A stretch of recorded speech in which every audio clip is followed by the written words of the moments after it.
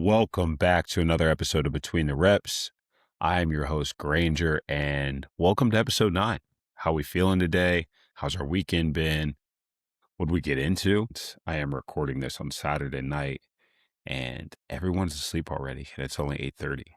So we had a long day, took Sage outside, played in the water, started raining, but just kind of enjoyed the time at home, got some stuff ready for the week, and just kind of vegged out on the couch and didn't really do much. I went on a bike ride this morning and a run, and then Emily went on a bike ride as well. And then I coached a class that I coach every Saturday morning, this endurance class, which I'm really starting to enjoy.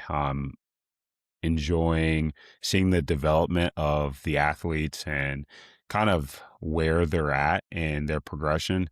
It's really cool to see that I've gotten a lot of people there to buy into like the high rock stuff and just the endurance space and being a well-rounded individual, especially it being a little older of a group.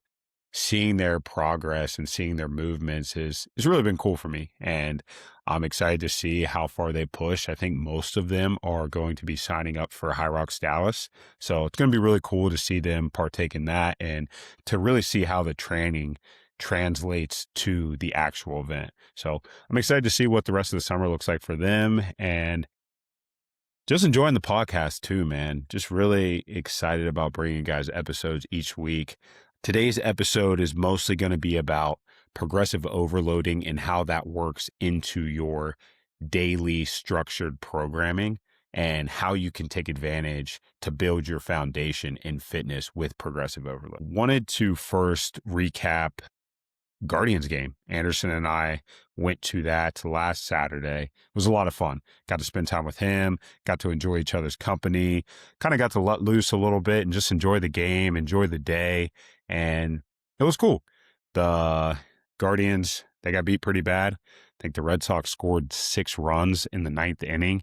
So all in all, it was cool. Went to dinner, got a drink before the game, just kind of hung out. We were able to stay in Cleveland, so that was nice. We didn't have to worry about driving back Saturday night and just woke up Sunday morning, got back, hung out with the girls all day, and then really went back into the week. Phase 2, week 1 is complete, and I'm excited. I'm excited about where I'm at in regards to my fitness and kind of how my plan looks. And this week's a great example of it's not always going to go as planned. I know I missed a couple runs, but I made up for it today. But it was tough. I was listening to my body, the bike, the mileage ramped up. So that is my main focus right now. So I cut back on some of the runs. And that's what's nice about how I program out my workouts is I'm able to kind of move stuff around like I talked about in a few episodes ago. Really excited about expanding on who I am and really learning a lot about myself through this next phase because it's going to be a challenge and really looking forward to it. Got another bike ride tomorrow morning and then we have church and then we'll kind of just end out the weekend. I know my brother and niece are coming up and I believe my mom as well. So going to hang out, go to the park tomorrow, just spend time with the family and relax and chill and go into the week with some good energy and some positive vibes. It's always nice to be around family, to hang out with them and kind of see their growth and development. I love spending time with my niece. My niece and my oldest daughter are going to be like best friends. Every time I'm on the phone with my mom or I'm with my brother, Sage is always like Hadley, which is my niece's name. And it's so cool to see their dynamic and to watch them grow up together. And I really hope that they continue to have a good relationship as they grow up. I know we're about an hour and 10 minutes away from each other. So hopefully we get to make sure we're being intentional on how we spend time with each other and we really give them that time to spend with one another. So not much to talk about in regards to my weekend. We're normally pretty boring. We don't have a lot going on. It's pretty routine at this point. I know for us, July is going to be pretty busy. And then the rest of this month is pretty busy. We have a few birthday parties to go to. I have my bachelor party coming up. Emily has her bachelorette party coming up. So getting into the swing of things, wedding's going to be here before we know it. And, you know, it's good to be busy, but I also really love days like today. Really enjoy just hanging out with the girls and spending time with them and just relaxing. I think I was a little stressed out this week and just trying to figure out my place in life and where I want to be, and just didn't sometimes take a moment to just pause and relax and just enjoy the life that I have. And I know I'm constantly saying that, but it's so important. It's so important to be where your feet are and just take a moment to relax and take it all in. I know having two little girls, planning a wedding, it's a lot. And sometimes you lose sight of the bigger picture. But at the end of the day, I know that my main responsibility is just being here, showing up, being present with my family. And that's what I try to remind myself at the end of the day, no matter how hard it was, is just be present, be with them, and just make the most of your time that you have with them. So if I could tell anybody that's going through something, or you're stressed out, or you have outside forces picking away at you, just take a step back, relax, and just remember what the big picture is. And that's showing up for the ones that care about you, the ones that love you, and making sure you're present. Got a big question this week for everybody. I'll link it in the description as well, but would love to see in the comments, or just shoot me a personal DM if you don't want it to be public. Just this question that I've been thinking about, especially on my bike ride this morning. Where in your life have you stopped challenging yourself because you become comfortable? I think that's a huge question that we have to ask ourselves sometimes. No matter where we're at in our life, in the situation, it's okay to be happy with where you're at. It's okay to be content at times, but I think sometimes we internally want more, but everything that's going on around us is so comfortable and it's going right that I think sometimes we're scared that we might mess that up.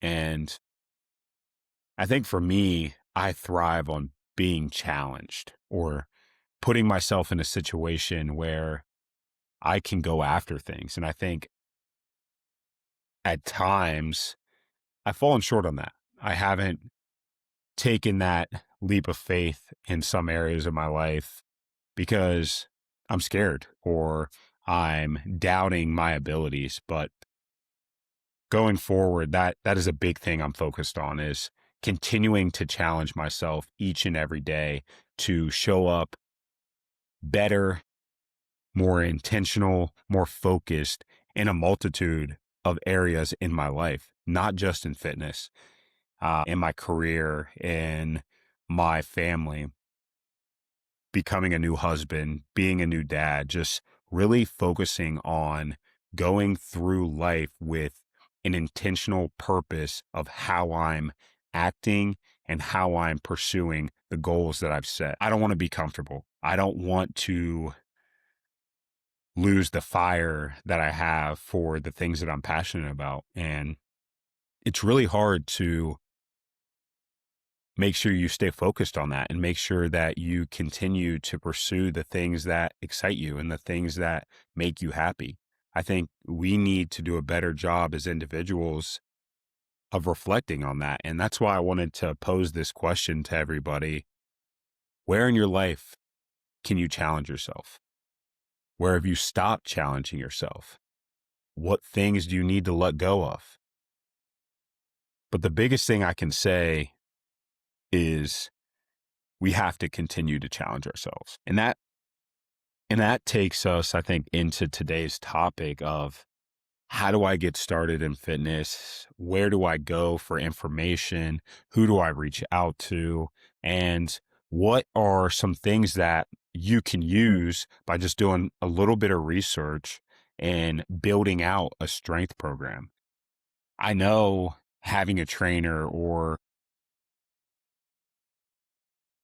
finding the resources or the courage to ask for help is hard at first. So I want to just give you a basic knowledge of how to start in your fitness journey and what are some of the things that I used to build out a fitness plan, even if it's the basic stuff, just some key points that you can use when you go into the gym or what structuring a program looks like.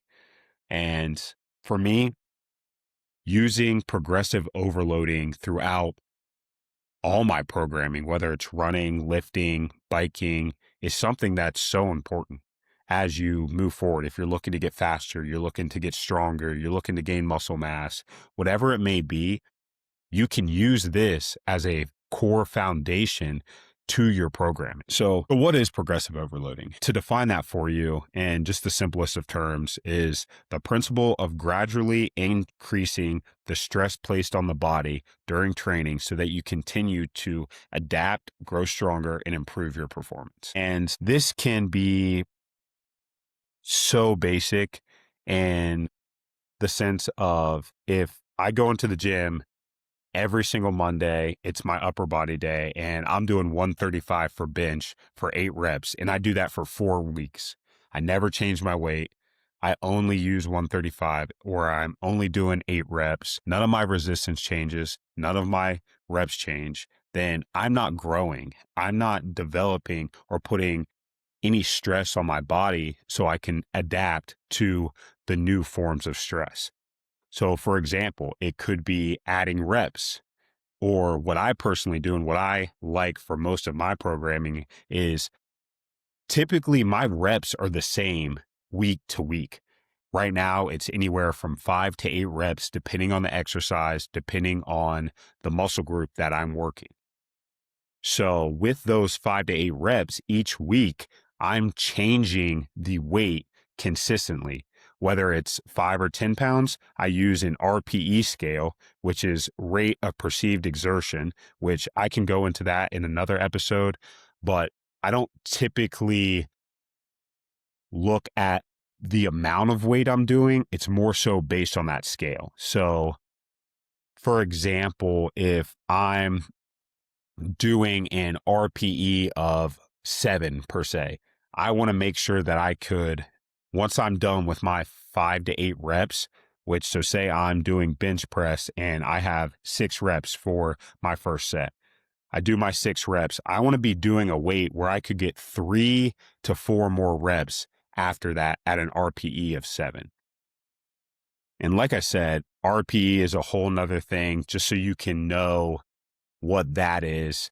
I can dive into that in a different episode, but high level here, it's essentially at each point in the RPE scale, I will want to be able to achieve a certain number of reps after my slotted reps for that specific workout on that specific day. And with this, it just gives you the ability to control a lot of things.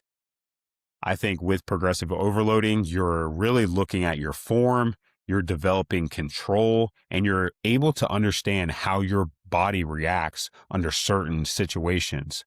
And I think you're really able to see the progress. So if I'm squatting and I do 225 that first week, if I'm at 225 still by the end of that session, like 4 weeks out, I have no progress. But if I'm gradually increasing that weight, I know I'm getting stronger. I can feel it. So that's why I want to make sure that I'm increasing the weight or I'm increasing reps. Whatever it is, you just want to make sure you are changing the stress on your body so it can adapt to that specific stress on that specific exercise. And if you have any questions on this too, I would love to be a resource to anybody, and I won't charge you. Reach out to me. I'd love to just talk about and help people that are really starting to take fitness serious. They're new to it. Trust me, I've been there. Even being a college athlete, I train so different now than when I played football. The amount of performance that I'm getting out of my body now, I think is in a different way better than how it was when I was in collegiate sports. Just because there's not as much demand or pressure on some of my joints based on some of the lifts that I used to do in football. I feel lighter, I feel more explosive, and I'm really able to dial in how my body reacts under certain stressors.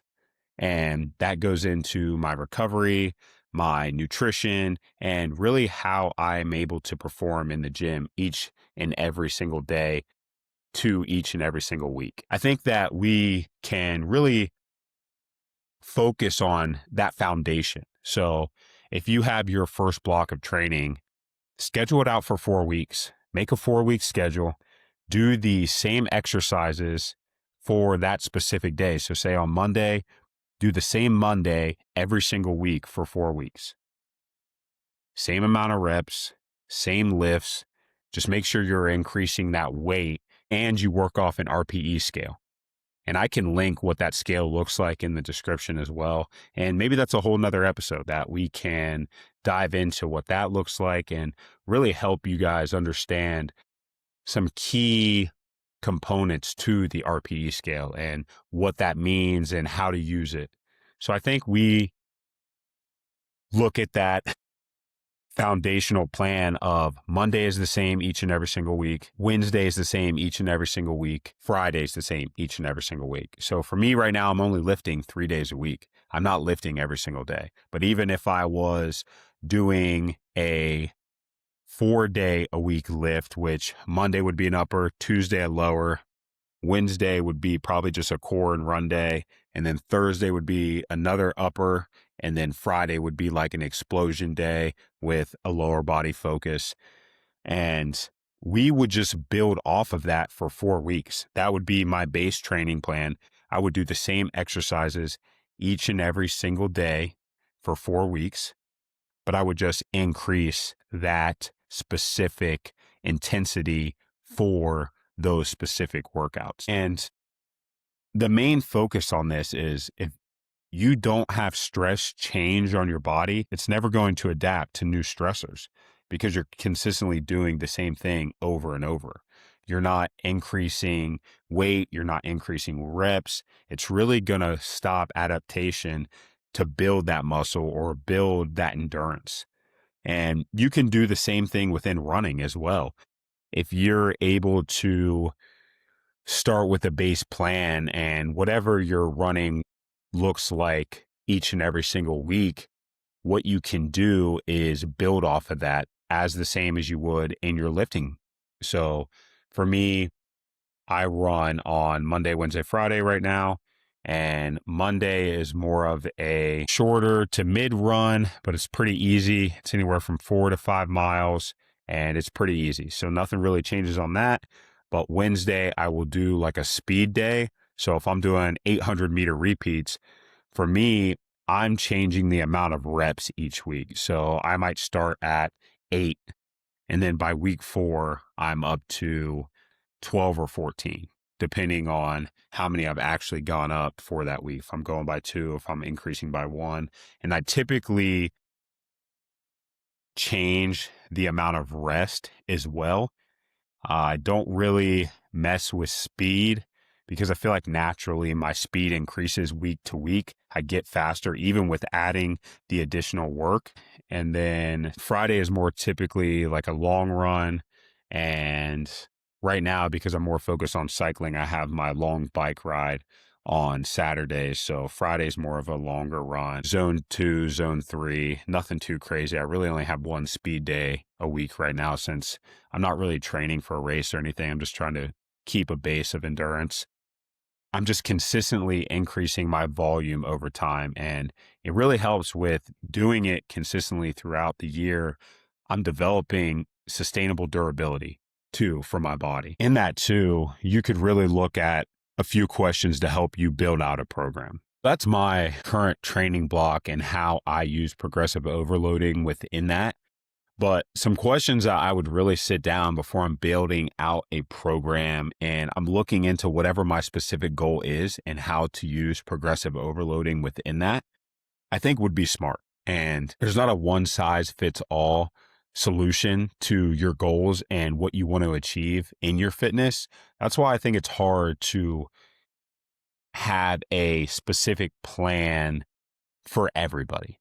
There's a general basis of knowledge that you can give people. I think it's really crucial to sit down with somebody, have a true conversation with them, and really dive into where they're at in their journey and understand some things that they've done before. So, some questions that you can ask yourself is, how has your training evolved over the years? So, what did it look like maybe when you were in high school to college to early adult life to now to later years? I know I have some older clients that are now slowly shifting into a new cycle of their life, but they're still able to move and perform as if they were 20 years younger.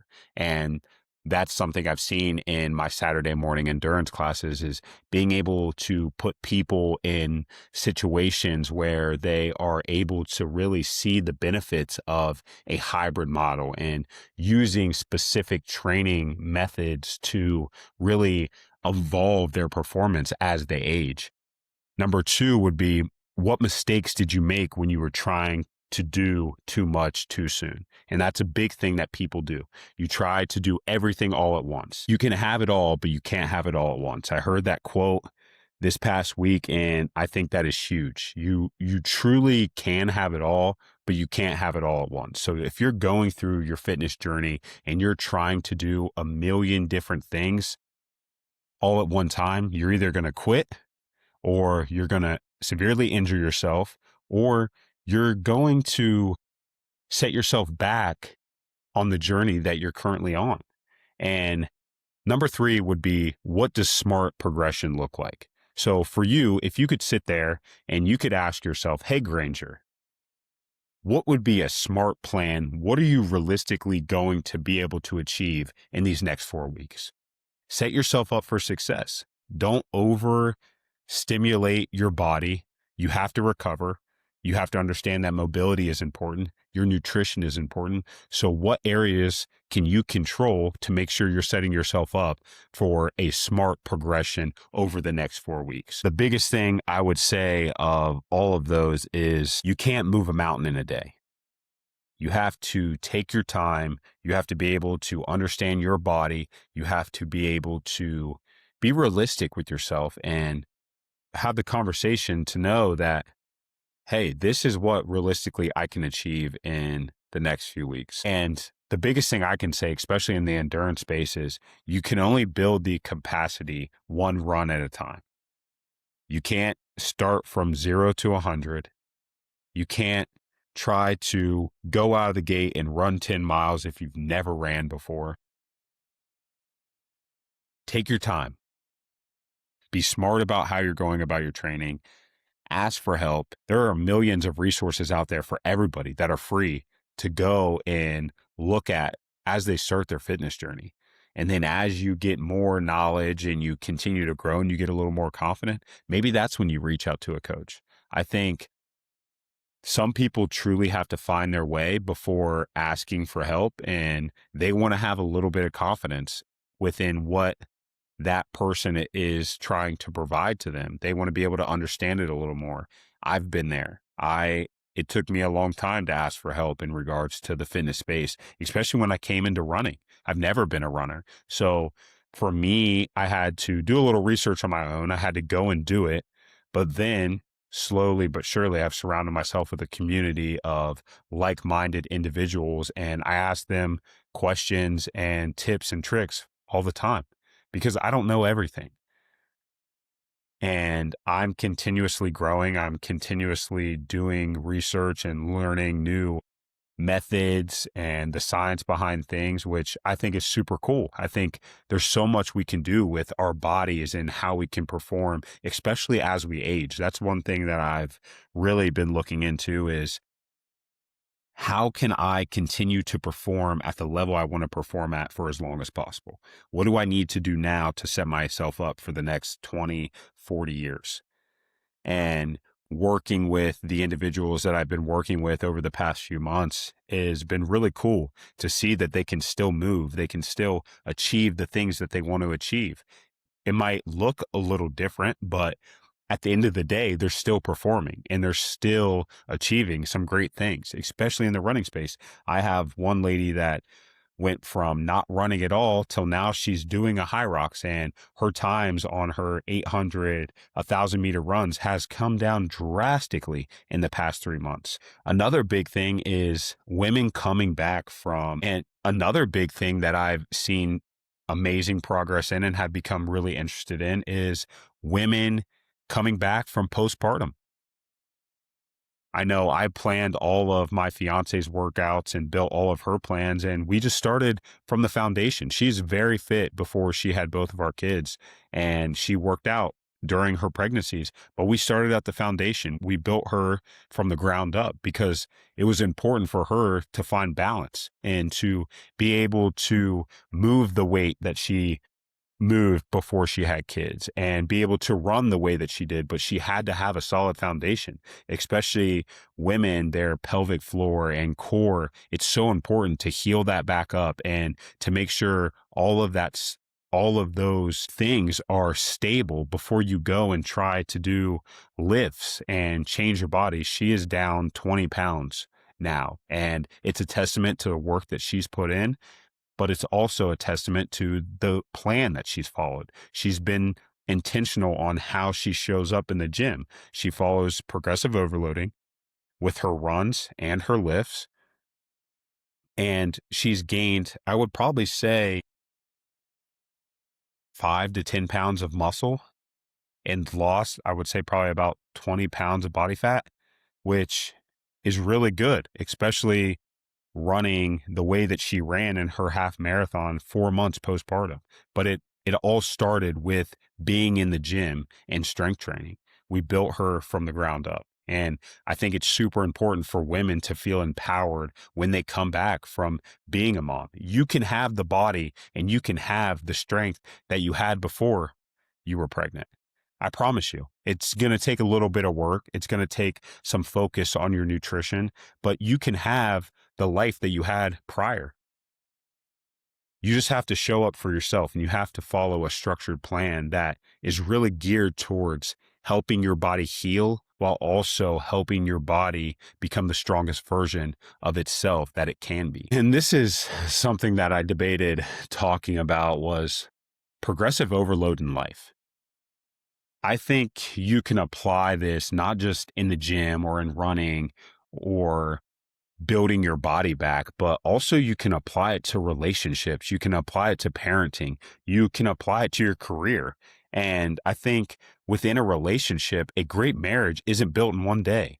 It's built through better communication, more intentional time, and small daily routines, and just making sure that you're showing up for your partner, making sure that you two, no matter what is going on in your life, the stress, whether it's financially, whether it's the kids, no matter what it is, if you two are on the same page and you can communicate and you can come to a resolution together that is going to move you in the direction that you both want to go, because at the end of the day, both parties want to move forward. They want to have the best life that they can together. But at times we let our egos, we let our pride get in the way of building something with someone. That's your teammate. That's your partner. That is someone that you show up for. That is someone that you count on.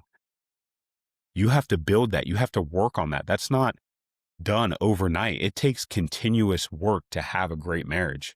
I'm not married yet, but I've seen examples of great marriages. I've seen examples of terrible marriages.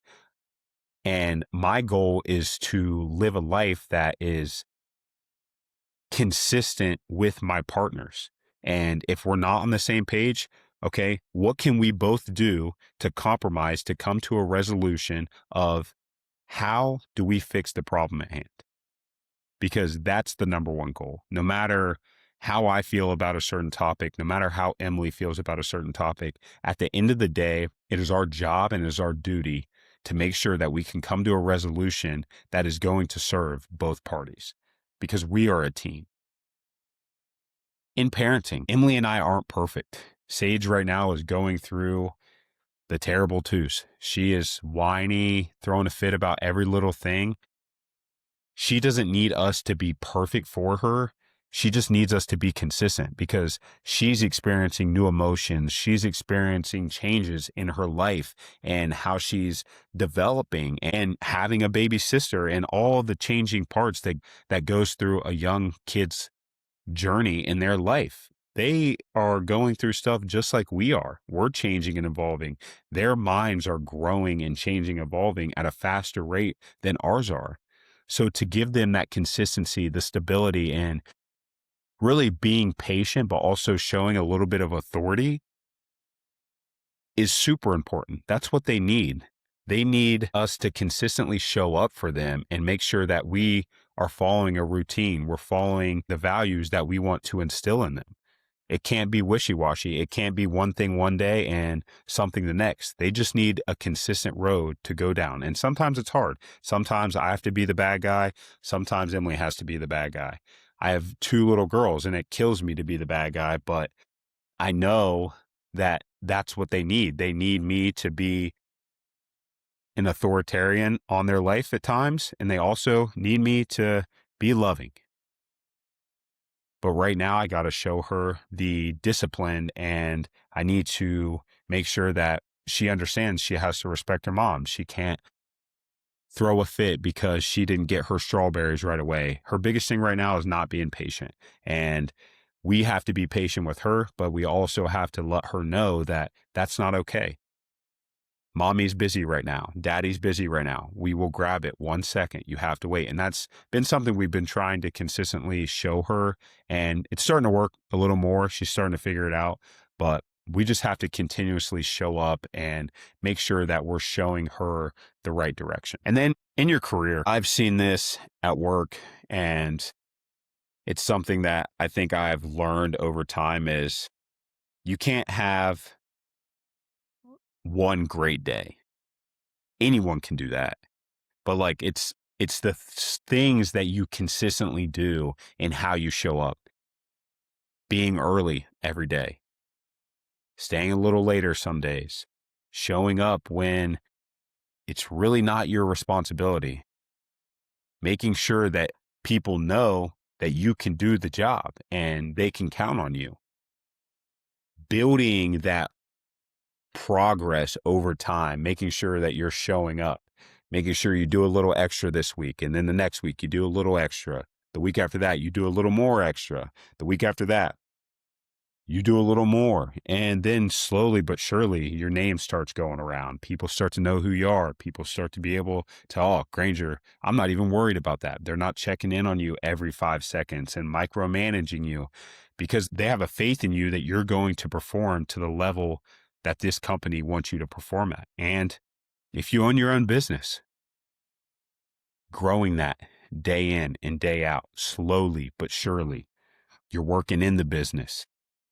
You're there long hours. You're putting the work in to do the things necessary to propel that business forward. I don't know if you guys think that is relatable to progressive overloading, but I thought it was really cool to sit back and think about, well, I can do this in my day-to-day life. It's not just in fitness. It's not just in running. It's in a multitude of things. And something I really am looking to use it in is my faith and just consistently growing in my practice. I'm not the best reader. I'll admit that to everybody. I hate reading, but I've tried to make myself enjoy it a little more in using my leadership Bible and just really being intentional on how I'm praying out loud. I know the other day I was having a really stressful day and I prayed out loud in my car, and it just felt so good to just release what I was going through. And my problems are minimal to those that are really struggling with something, but I needed a voice. I needed someone to just hear me for a second. And it really allowed me to come into the house and not be disconnected. I was still present, because at the end of the day, that problem isn't a worry. My family and God allowing me and showing me the life that I have and the blessing that he's provided me with my girls is truly undescribable. And being able to trust God in difficult times and through making a difficult decision. And that's something that I'm really, really leaning on going into this next season of my life. And that will be where I'm going to be using progressive overloading, is in my faith, and really just diving into the word and my prayers and understanding scripture at a deeper level, because I'm going to need it. I know I'm going to go through a challenging time, but it's something I think he's placed on my heart that I need to do. And I'm excited for it. I'm nervous, but I'm excited. I'm excited to see what he has for me. And just like my fitness, the spiritual growth is just going to grow through my repetition and my presence with him, and just being a faithful man to the word and to those around me. That's something I'm really looking forward to. With that being said, I hit on the dangers of doing too much too soon. This is probably a closing thing that I would say in regards to progressive overloading in fitness is, don't try to do it all at once.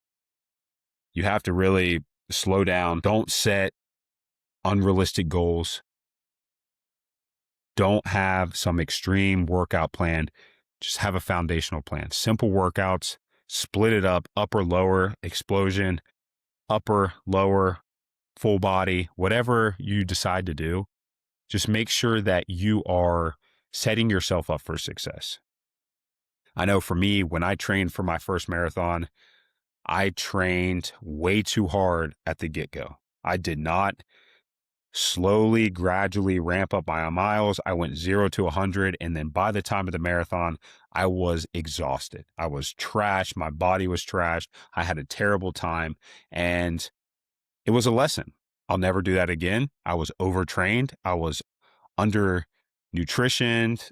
I was underhydrated.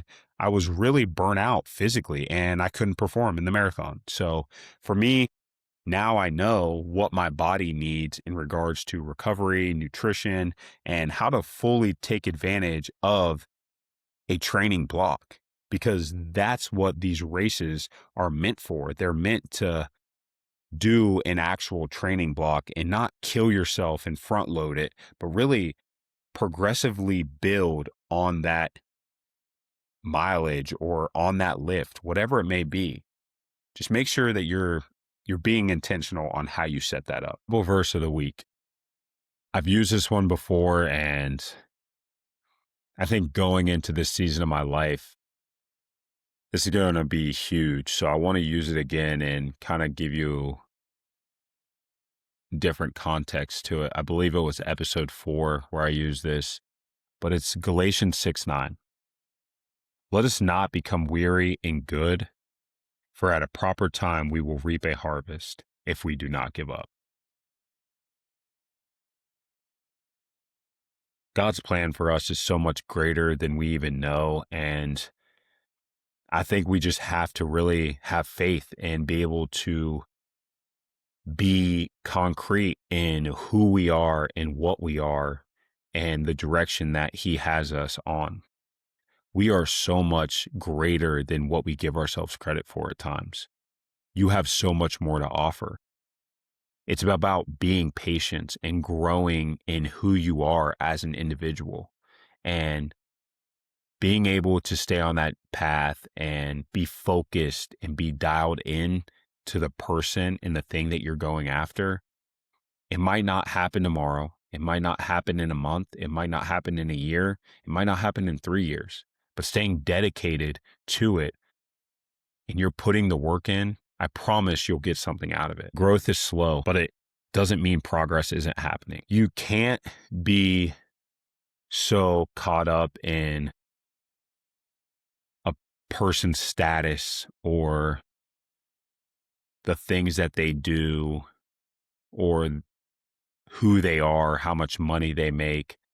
You just have to understand that sometimes the people that succeed aren't the most talented. So don't give up. Keep pursuing the thing that you're going after. If you truly believe it's what you're meant to do and you have conviction on said thing, then don't give up. Keep going after it. You deserve it. You owe it to yourself to go after that thing. And I think that we get so caught up in getting in rooms with people that have bigger titles than us. They have more money than us. They're people just like you and I. They put their pants on just like we do. It doesn't matter where you're from. It doesn't matter who your parents are. It doesn't matter what deck of cards you were dealt. You owe it to yourself to pursue the thing that you want to go after. God's plan for you is so important. So don't give up on it. Don't give up on him. Keep trusting that he will pave the way each and every step.